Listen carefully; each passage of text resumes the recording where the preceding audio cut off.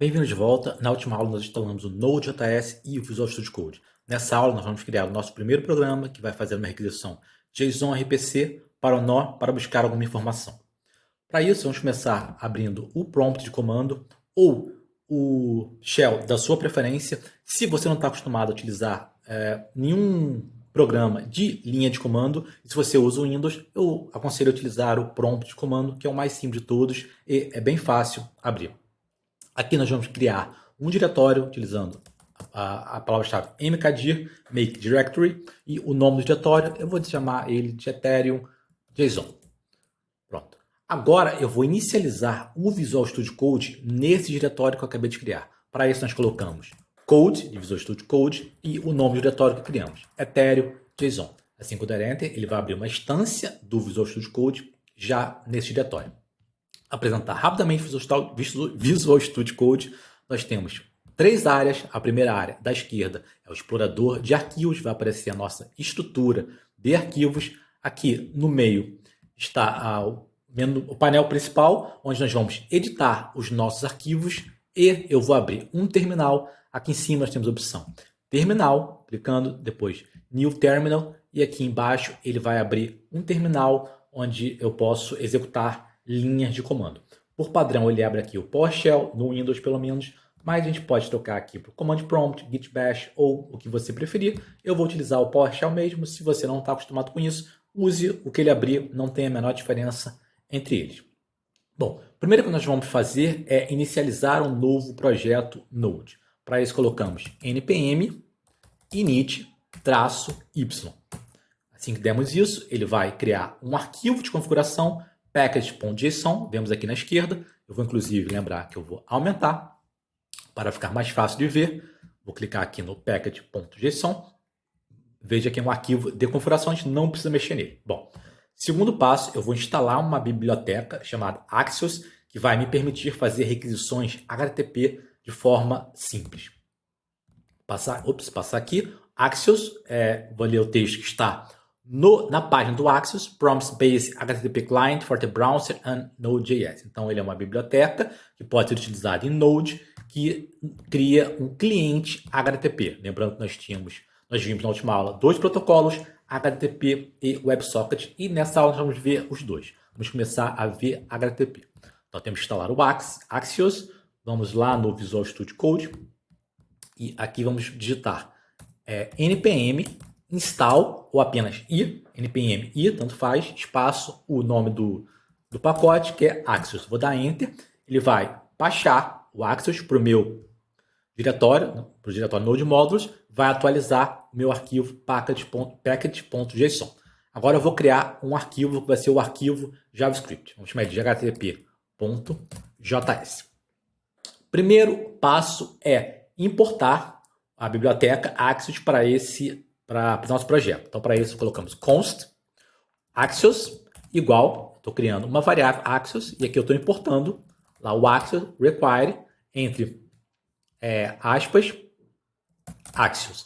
Aqui eu estou utilizando o Common.js, eu não vou utilizar módulos, para quem já entende JavaScript. Para quem não entende, pode esquecer o que eu falei, mas se você já quer utilizar ele como módulo, não tem problema, fica a seu critério. Bom, agora eu vou criar uma função que eu vou executar.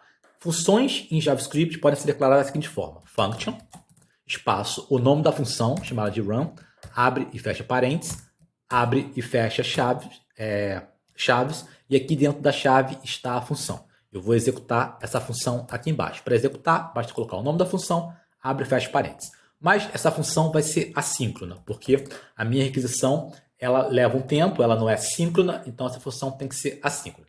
Pois bem, eu tenho que ter, para enviar uma requisição, o endereço do nó, isso nós temos que ter também quando utilizamos aquele site, e o nosso objeto JSON que nós vamos enviar. Então, primeiro eu vou criar uma variável const endereço igual, eu vou botar o endereço do nó, eu vou copiar daqui.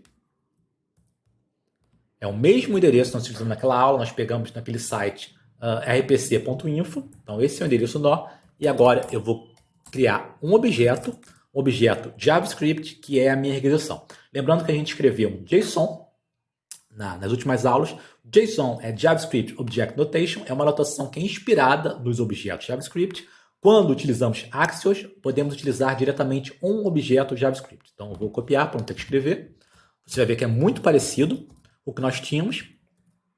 A única diferença é que, como isso aqui não é um JSON, mas um objeto JavaScript, o método, parâmetros e JSON não estão entre aspas. Está apenas o nome. Então, o método vai ser o método getBalance, que eu vou pegar o saldo desta conta no último bloco.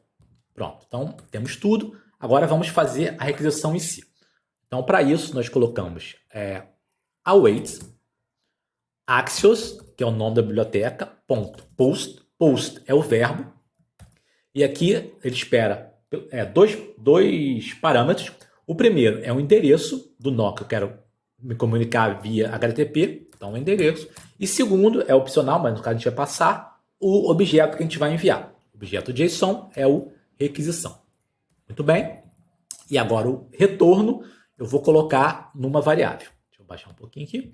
Vou chamar de retorno igual a await. Agora eu vou exibir na tela, ou exibir no prompt, esse retorno. Console retorno. E aí eu não vou exibir todo o retorno, mas o campo data dele, que é no campo data que está os dados efetivos do retorno. Quer dizer, o data, o retorno em si. O resto são metadados do retorno. Então, console log, ele exibe aqui, vai exibir no terminal. Vou salvar, vou executar. Para isso colocamos node, o nome do arquivo, HTTP. Eu posso botar .js ou não botar nada que ele vai entender. Vou dar Enter.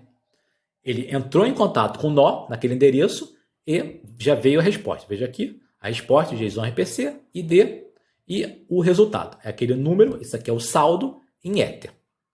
Então veja que não foi difícil. Se você nunca viu isso, nunca programou em JavaScript, pode ser um pouquinho complicado. Eu recomendo que você veja esse vídeo novamente. Mas veja que são poucas linhas de código necessárias para enviar uma requisição em HTTP. Pois bem, essa requisição, se eu quero ficar claro, em HTTP ele enviou a requisição, quando o retorno veio, voltou o retorno, ele encerrou a conexão. Veja que o prompt command está aqui, eu posso fazer o que eu quiser de novo, vou enviar a requisição, voltou, encerrou. Agora nós vamos fazer uma outra requisição utilizando o WebSocket. O WebSocket é diferente, o WebSocket ele cria um canal com o servidor e a gente fica escutando. Para que isso é utilizado? Por exemplo, a gente pode fazer uma assinatura de um método no cliente para ficar monitorando eventos emitidos por um contrato inteligente. O contrato inteligente de um token, por exemplo, toda vez que um token é transferido entre uma conta e outra, ele emite um evento dizendo tantos tokens saíram da conta tal e foi para a conta tal. Então, nós podemos escrever programas que ficam monitorando esses eventos e a gente fica lendo. Toda vez que acontecer uma transferência de token, o nosso programa é avisado. Então vamos fazer isso, mas aí eu vou executar um programa que eu já escrevi, porque esse é um pouquinho mais complicado, não é tão mais complicado, um pouquinho mais. Veja que a ideia é a mesma. Eu tenho uma biblioteca, AWS, que eu crio um objeto, WebSocket, eu tenho um endereço, que aí não pode ser aquele mesmo, que agora tem que ser um nó que recebe conexões em WebSocket, nós vamos ver isso mais para frente. Novamente, temos um JSON RPC, aqui, só que agora o método vai ser ETH-subscribe, que eu estou assinando para ouvir, ficar monitorando esse endereço, que é o endereço de um token DAI, que é uma stablecoin. E aqui eu estou... Está